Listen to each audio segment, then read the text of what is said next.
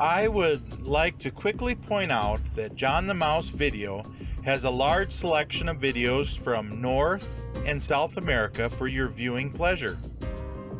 Don't forget to hit the subscribe button. Now let's get into the cheese of the matter.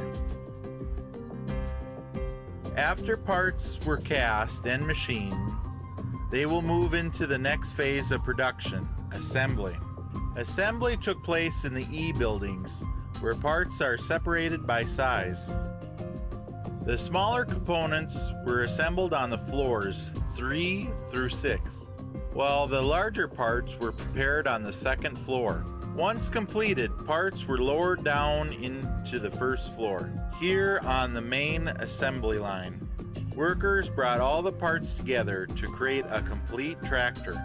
The tractor then moved along the line running east to west through the factory, stopping at different stations for testing and painting. When finished, the tractors were loaded onto rail cars for a shipment across the country to dealers and customers. Today, John Deere's Waterloo assembly takes place in tractor cab and assembly operations on Donald Street. The site of John Deere factory complex was once a marshy swamp that ran between Black Hawk Creek and Cedar River. The Cedar River was named by the local native Indians for the many large cedar trees that grew in the area. The river has long served as a valuable natural resource, providing food, transportation, recreation, and the power to the people living in the area. In the early years of Waterloo, settlers began to build a log and brush dam and a sawmill along the river.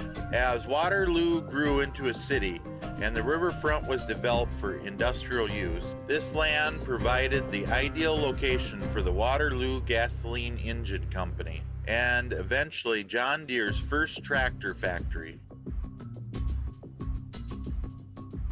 In downtown Waterloo, on the corner of 3rd and Cedar Street, stood the Waterloo Gasoline Engine Company. Founded in 1893, this factory was the first in the city to manufacture gasoline-powered tractors.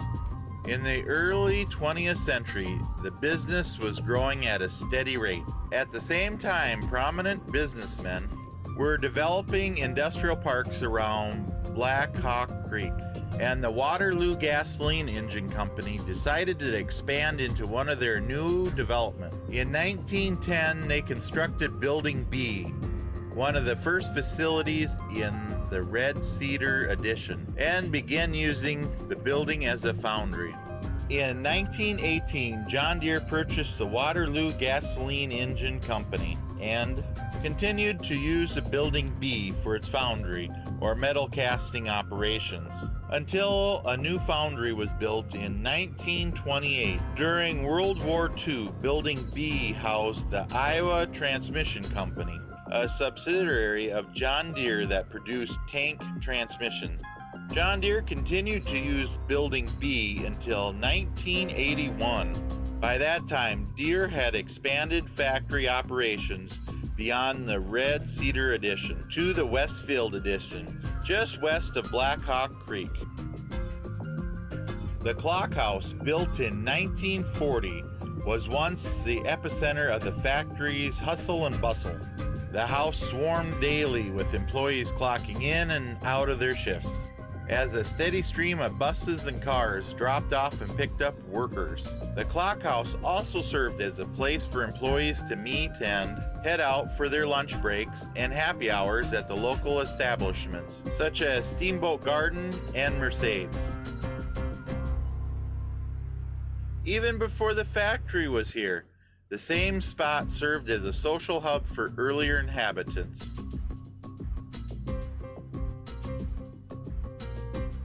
Back in the 1700s, the Iowa and the Muskogee Indians who lived there would gather around an iconic oak tree for their council meetings and social gatherings. In later years, the oak tree became a popular place for early settlers to have a picnic along the river, foreshadowing the same excitement and activity that would later surround the clock house.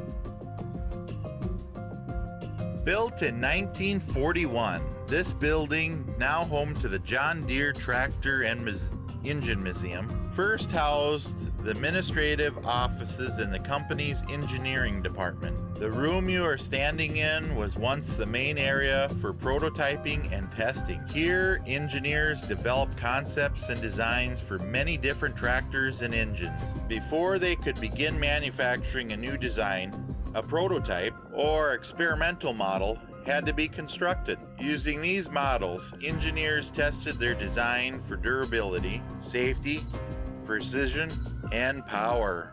Today, John Deere's design and testing process takes place in their Product Engineering Center on Cedar Heights Drive. At the new facility, engineers continue to develop state-of-the-art designs for tractors and engines.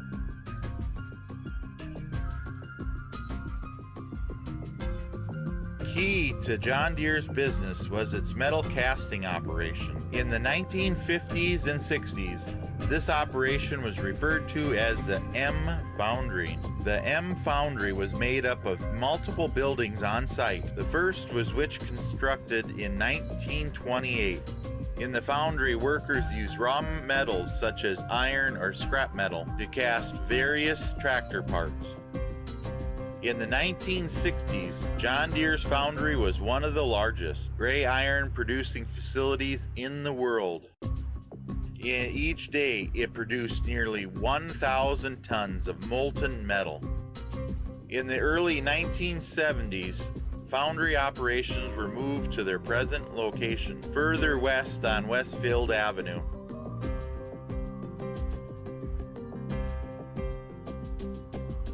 Essential to the building of a tractor was the art of machining. This process came after the foundry phase and ensured that each part was complete before moving on to assembly. During this process, machinists precisely milled, drilled, ground, and cut parts to exact specifications. During the Waterloo Gasoline Engine Company era, machining took place in buildings C and D. Once John Deere acquired the business and the production increased, machining operations were expanded to buildings K and S as well. For many years, the machine shop in Building C was easily recognized by its distinctive sawtooth roof. As operations grew, 5 additional floors were added, which became known as Building C2. Today, machining operations continue at multiple John Deere sites. In March of 1961, a major flood hit the city of Waterloo, nearly destroying the Westfield addition. With the aid of federal funding, the city began rebuilding the devastated community, strengthening flood control systems, and investing in urban redevelopment. At the same time, John Deere was busy meeting the high demand for its popular new generation tractors and quickly outgrowing its limited factory space. Seeking to turn devastation into opportunity, John Deere expanded into severely damaged Westfield addition. After purchasing the land in 1967, John Deere began a multiple of urban renew projects, including building a state-of-the-art foundry and straightening Black Hawk Creek. As a result of these projects, John Deere's factory space doubled in size, from just over 3 million square feet to nearly 7 million. John the Mouse Travel Map is available for Google Maps. It will help plan your route to the locations of your favorite videos. It is free to use. I have the link below. Please visit the playlist tab for videos that I have sorted for you. Don't forget to hit the subscribe button